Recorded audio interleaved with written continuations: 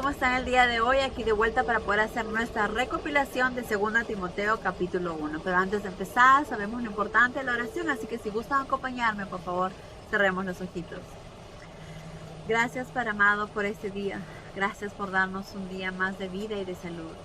Gracias, Padre, por darnos un día más para llenarnos de ti, de tus enseñanzas, de tu amor, de tus bendiciones, Padre. Gracias por todo lo que haces por nosotros. Perdónanos también por todos nuestros pecados, Padre, y guíanos con tu palabra, guíanos con tus enseñanzas para que podamos entenderlas en la manera que tú deseas que lo hagamos, Padre, para hacer nuestras tus palabras y podamos llevarla a cabo en cada acción y decisión que tengamos que hacer frente a la vida. Ayúdanos a permanecer firmes en esto, mas líbranos de todo mal, y te pedimos todo esto en el nombre de Cristo Jesús, tu Hijo amado. Amén.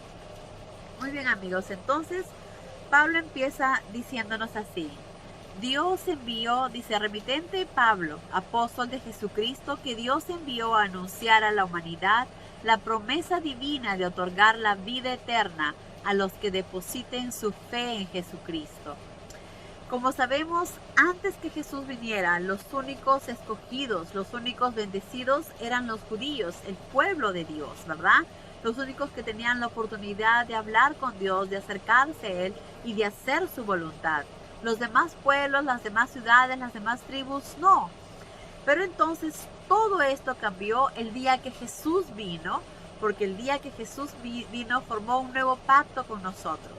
Un pacto en el cual con su divina sangre muere por nosotros y nos limpia a nosotros de todo pecado y nos da la libertad, ¿verdad? Gracias al enorme sacrificio que Jesús hizo, nos da la libertad, nos libra del pecado y nos da la oportunidad de vivir para siempre. Y no solamente el pueblo judío, no solamente el pueblo amado por Jehová, sino para toda la humanidad. Todas las personas en el mundo tienen ahora la oportunidad de poder acercarse a Dios, tienen la oportunidad de conocer la palabra de Dios, tienen la oportunidad de mejorar y cambiar sus vidas, de ser salvos, de ser liberados del pecado y la oportunidad de vivir para siempre, eternamente con Jesús, ¿verdad? Entonces, esto es el encargo que Dios le había dado a Pablo y lo que él hacía día tras día y trataba de hacerlo. Pero sabemos también que Pablo le escribía esta carta a Timoteo. Timoteo era, como sabemos, un jovencito con una espiritualidad inmensa, ¿verdad? Un niño bastante bendecido, pero era joven y obviamente Pablo lo quería mucho, tenían una amistad muy entrañable y Pablo le hablaba como hijo, le decía mi amado hijo, ¿verdad? Vemos cuánto Pablo quería a Timoteo y valoraba mucho su espiritualidad, su enorme corazón que tenía y su enorme calidad de servicio y amor hacia los demás. Entonces Pablo le decía a Timoteo, dice,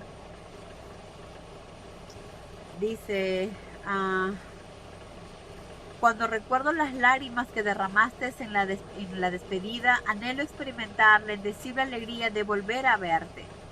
¿Cómo he de olvidar la sinceridad de tu fe, que es comparable a la de tu madre Eunice y a la de tu abuela Loida? Porque ellas dos fueron las que le ayudaron a Timoteo a crecer en un ambiente cristiano, a conocer a Dios. Y estoy seguro que nada de eso ha cambiado, que ese espíritu, que esa fe no ha cambiado en nada. Pero también Pablo le recomienda a Timoteo, porque era joven, que tiene que la manera de cómo puede acercarse a los demás, ¿verdad? Pablo le dice, si es así, te aconsejo que avives el vigor y la osadía que Dios te dio cuando te puse las manos encima y te bendije. El Espíritu Santo, don de Dios, no quiere que temamos a la gente, sino que tengamos fortaleza, amor y templanza en nuestro trato con la humanidad. Porque como sabemos, Timoteo era bastante joven. Entonces, cuando uno es joven no tiene todavía esa seguridad o ese temple que una persona adulta ya la puede tener. Él estaba todavía en proceso, era un chico lleno de mucha espiritualidad, pero que todavía necesitaba madurar un poco más. Entonces, como buen padre, entre comillas, Pablo, como buen amigo, lo guiaba y lo ayudaba para cómo tratar a las personas de la iglesia y cómo esparcir la palabra, ¿verdad? Cuando uno va a hablar de la palabra, es importante que lo hagamos, como dice, con fortaleza, amor y templanza. Esa es la manera en que debemos llegar a los demás. También Pablo le dice, recuerda que Dios nos salvó y escogió para su santa obra, no porque lo mereciéramos, sino porque desde antes que el mundo comenzara, su plan era mostrarnos su amor y bondad a través de Cristo. Entonces, como sabemos, si lo que dice acá es que recuerda que Dios no nos salvó y escogió por su santa obra porque lo mereciéramos, ¿verdad? Porque la bondad de Dios es inmerecida. Nosotros no merecemos tanto amor que Dios nos da. Pero ¿por qué lo hizo entonces? ¿Por qué Dios nos ama tanto? ¿Por qué Dios nos ayuda? ¿Por qué nos bendice? Porque Él nos ama, ¿verdad? Y porque todo está ya hecho, todo ya está escrito. Entonces, recuerda que Dios nos salvó y escogió para su santa obra, no porque lo mereciéramos, no porque seamos buenos, sino simplemente por amor. Dios nos bendice, nos guía y nos ayuda y nos salva por amor, ¿verdad? Porque desde antes que el mundo comenzara, su plan era mostrarnos su amor y bondad a través de Cristo Jesús. Como vemos, todo ya era un plan y todo ya estaba escrito por nuestro Padre. Y la manera de salvarnos era a través de Cristo Jesús, ¿verdad? Por eso le debemos tanto a nuestro Padre y le debemos tanto a Jesús. Aprendemos a valorar ese enorme sacrificio. Como dicen, Jesús nos amó mucho antes. Dios nos amó mucho antes. Aprendamos a ser recíprocos y agradecidos con ese amor. Esto se hizo patente, dice, ¿no? Porque el plan de Dios era que a través de Cristo Jesús nos muestre su amor y bondad. ¿Cuándo se ejerció esto? ¿Cuándo se hizo patente? ¿Cuándo lo vimos?